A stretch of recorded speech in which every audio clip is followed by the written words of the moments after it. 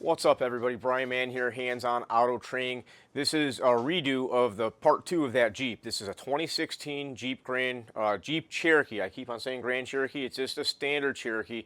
And guys, like I said before, this vehicle has given me some super big fits.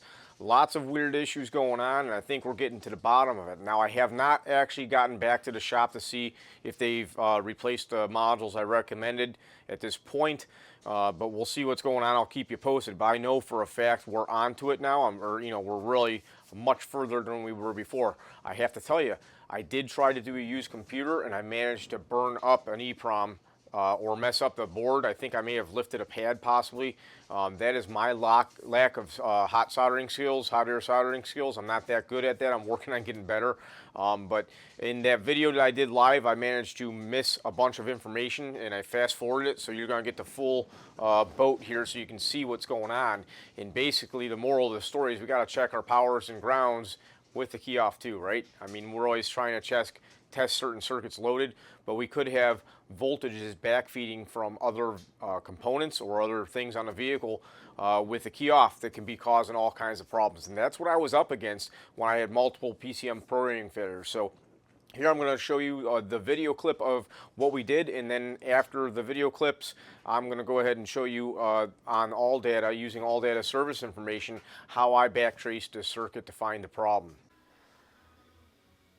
Well, guys, this Jeep has been one of the most challenging vehicles that I've worked on in some time. And I gotta tell you, I'm not 100% sure that I'm on it. I think I am, but then I'm not, because I get some mixed results. And I'm gonna share with you a couple things going on here. First, you see this message on the cluster saying, make sure you push this brake pedal to start and all this nonsense, and the security light flashing on and off. Guys, this is the one, if you didn't watch the other video, we got a brand new computer from Chrysler installed in there. I tried to program it and I had tons of errors. All kinds of issues going on. I believe the main problem was the PCM was not going to sleep. As you see, the PCM is asleep right now. And I'm going to go ahead and hit the unlock button on this car. I'll show you something up. I'm going to hit unlock. So it's unlocked and you can see the PCM is still asleep. Let's go back in the trunk and I'm going to show you something here. Let's take a walk. And inside the trunk, we do have the park brake module, electronic park brake modules over there.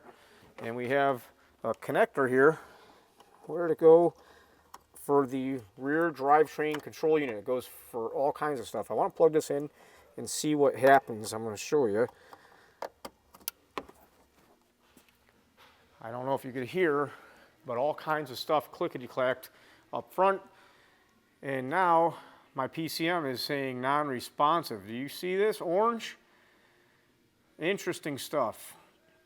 So I think what has happened is this vehicle won't go to sleep for whatever reason because of this PCM being awake. And what happens is, even with the key off and out of the vehicle, we have 5.1 volts on these fuses here. There's multiple fuses that have 5.1 volts.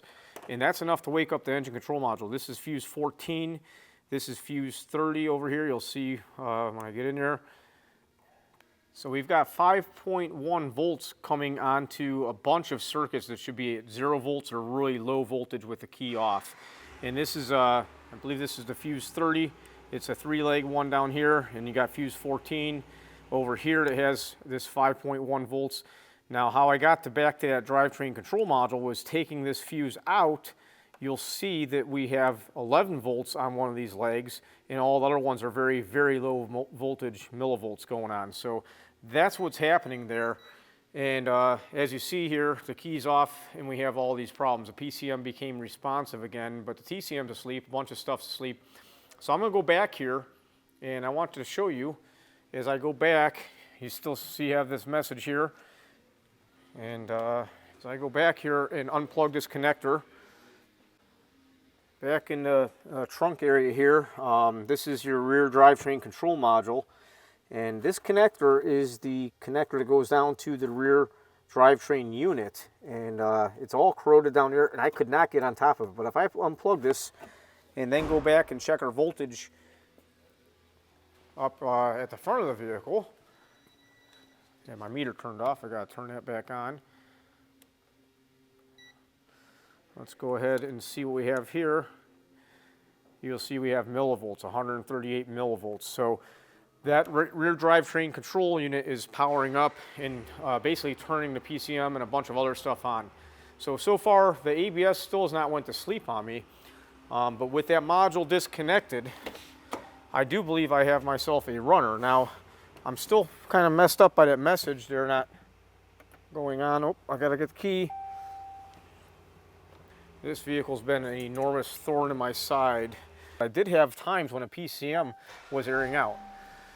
I mean, it was just doing weird stuff. So I'm looking to make sure that security light went out, the red light went out, and we do have a check engine light. I still have to learn the throttle. I didn't even get that far. I've been working on this car for a long time, and it seems to me like it's happy again. And I wish I would have spent more time looking the last time at it, to be honest with you guys. Now, one thing I want to show you is I showed you before, it says the door's open. Let me go ahead and take the key out of the vehicle, and we still have this message here. I'm going to go ahead and disconnect my scan tool. I don't know by chance if the scan tool is keeping this awake, because when we disconnected that rear drivetrain control unit before, it actually, you know, we had that message go off after a short period of time. But we do have a few other things disconnected which may be causing us problems. So I want to see that this goes away, and I'll get back to you guys in just a second. But that has been quite the adventure. I had a whole lot of trouble trying to get this vehicle programmed. The security wouldn't go through with a lot of talk, kept on airing out saying I didn't program the computer. The computer programming aired out when it wanted a key cycle. We had all kinds of issues going on. So this still says press the park brake and push button start. So I'm going to come back in a few minutes, see what happens. Oh, look at that. Nope, one out. Sweet. I think we got it, guys. So as you can see here, we can tell we're pretty much onto the problem. Now I'm going to share with you using ALLDATA service information how I kind of backtraced this and found out what was going on. So let's go ahead and take a look at some ALLDATA information here. I'm going to show you something. Here is a wiring diagram, and this is our powertrain control module. Guys, I checked the power here a long time ago at this pin 23. We had good battery voltage there when I was checking for battery voltage. I did not check with the key off, but if I checked it with the key off, we have 5.1 volts here. Now let me show you here. This circuit goes all the way back up to fuse 30 in the underhood fuse block. This is like the power distribution center. So fuse 30 was staying at 5.1 volts with the key off. If I remove fuse 30, these two legs of it went dead. This is a 3-prong fuse. So these two legs here and here would go dead to 0 volts or 100 millivolts or something real low. But we still had our 5.4 or 5.1 volts, depending on what it was at that moment on this leg. So we have to find this hot with run, start, relay, and energized. And we have to go to our power distribution diagram here to get there. Now, I will show you that right here, oh, come on, I'm having trouble getting in here.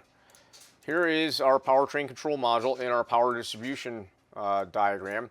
So this is the same circuit. This is going up to fuse 30. So what we're concerned about is on this side of fuse 30. Oh, let me see if I can just highlight the one.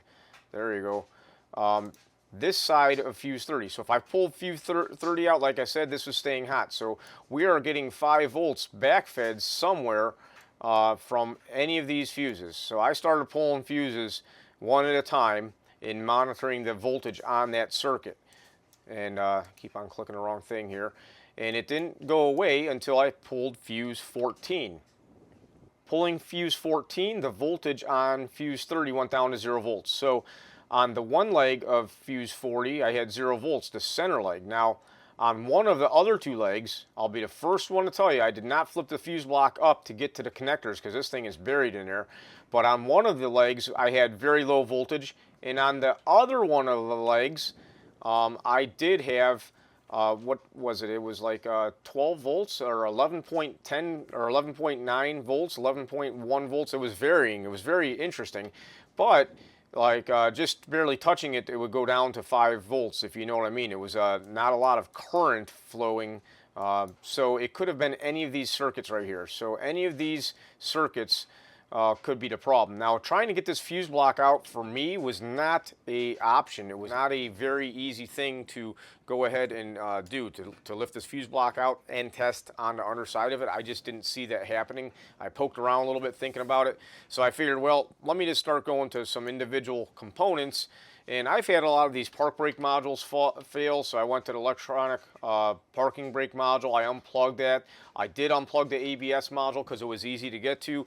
I did unplug the stop lamp switch, and then I didn't find this backup lamp switch. To be honest with you, I was looking for this. I don't know where that is. I think that might be inside the transmission or something, or possibly in the gear shift lever. Don't know where that is, but basically I eliminated the ABS, stop lamp, and electronic parking brake.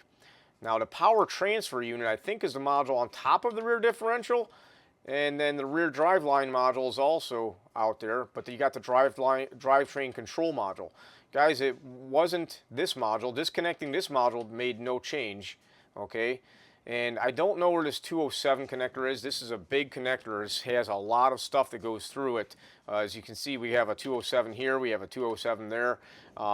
I did not disconnect 207, but this 502 connector that goes to the rear driveline module, unconnecting this connector, the voltage goes away. So guys, that's why we are on our way to back that end of the car for this problem. This was quite the adventure to get to this point. Not an easy one for me, and I'm still learning every day. I really do think that original PCM was bad, because it was just, I could not get certain things to go with it. But then again, maybe there's a possibility it was not bad, it was just all this other stuff. So I may have misdiagnosed it. I've kind of told my shop I think the PCM was bad. I can't prove it. I know I broke the second PCM that we had, the used one. I broke that thing good. But the good news is the price on a PCM isn't that much compared to what they used to be. I mean, it was really surprisingly cheap right from the dealer. And the other thing is, like I said, I'm just here sharing with you guys what my experience was on this. So if you have any questions, comments, or concerns, let me know. I do hope that you learned something from my learning, and then we can all fix cars a little faster. So you guys have a great day. Take it easy. Let me know if you have any questions. Don't forget about the other drawings and giveaways. Guys, there's some more, another new case study up on the membership site. Go ahead and check that out. You guys have a great day. Bye-bye.